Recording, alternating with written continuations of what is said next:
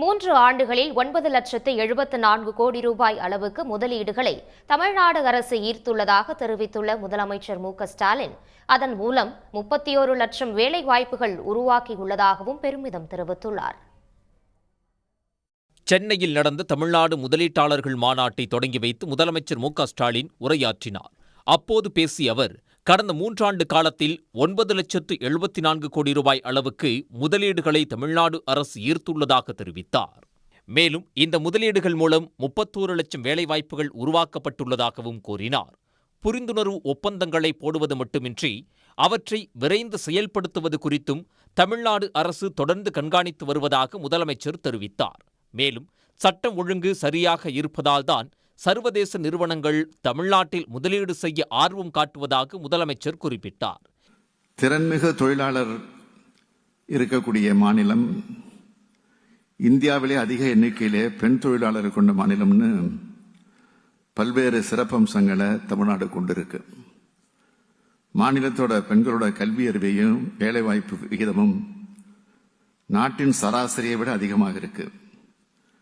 நாட்டிலேயே பெண்களுக்கான மிகவும் பாதுகாப்பான மாநிலம் தமிழ்நாடுன்னு உலகம் முழுக்க தெரியும். உட்கட்டமைப்பு தொடர்பான தொழில்துறை வளர்ச்சி வணிகம் செய்கிறதை எளிதாக்குது. சமூகத்தோட அனைத்து பிரிவினருக்கும் வாழ்க்கை வசதிகள் எளிதாக்குறது. இவையெல்லாம் அரசோட குறிக்கோள்கள். இதை செயல்படுறதுக்காகத்தான் எங்களுடைய கடமையாக கருதுகிறோம். இந்த மாநாட்டில் 17,600 கோடி ரூபாய் மதிப்பிலான 19 வகையான தொழில்களை முதலமைச்சர் தொடங்கி வைத்தார். அதன்படி ஓம்ரான் ஹெல்த்கேர் நிறுவனம் திருவள்ளூரில் தொடங்கும் திட்டம் மூலம் 88 வேலைவாய்ப்புகளும், HIP நிறுவனம் காஞ்சிபுரத்தில் 312 கோடி ரூபாய் முதலீடு செய்ததன் மூலம் 700 வேலைவாய்ப்புகளும் உருவாக்கியுள்ளன. காஞ்சிபுரத்தில் மதர்சன் எலக்ட்ரானிக் நிறுவனம் 2,600 கோடி ரூபாய் முதலீட்டில் தொடங்கிய திட்டம் மூலம் 2,800 பேருக்கு வேலைவாய்ப்பு கிடைத்துள்ளது.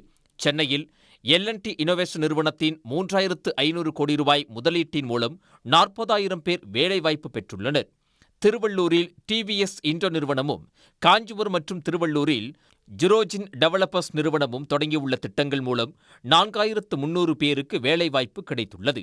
சென்னை, செங்கல்பட்டு, திருவள்ளூர், கிருஷ்ணகிரி, விழுப்புரம், விருதுநகர் மாவட்டங்களில் புதிதாக தொடங்கிய திட்டங்களால் 1,577 பேர் வேலைவாய்ப்பு பெற்றுள்ளனர்.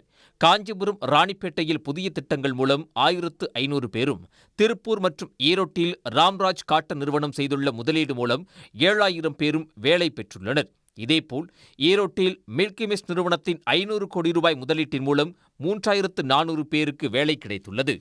திருவண்ணாமலையில் ராயல் என்ஃபீல்ட் நிறுவனம் 200 கோடி ரூபாய்க்கு தொழில் தொடங்கியதன் மூலம் 200 பேர் வேலை பெற்றுள்ளனர். இது தவிர சுமார் 51,000 கோடி ரூபாய் மதிப்பிலான 24 வகையான திட்டங்களுக்கு அடிக்கல் நாட்டப்பட்டது. இவற்றின் மூலம் 1,06,000 பேருக்கு வேலைவாய்ப்பு கிடைக்க உள்ளதாக தெரிவிக்கப்பட்டுள்ளது. சன் நியூஸ் வாட்ஸ்அப் சேனலை ஃபாலோ செய்யுங்கள். QR கோடை ஸ்கேன் செய்து சன் நியூஸோடு இணைந்திருங்கள்.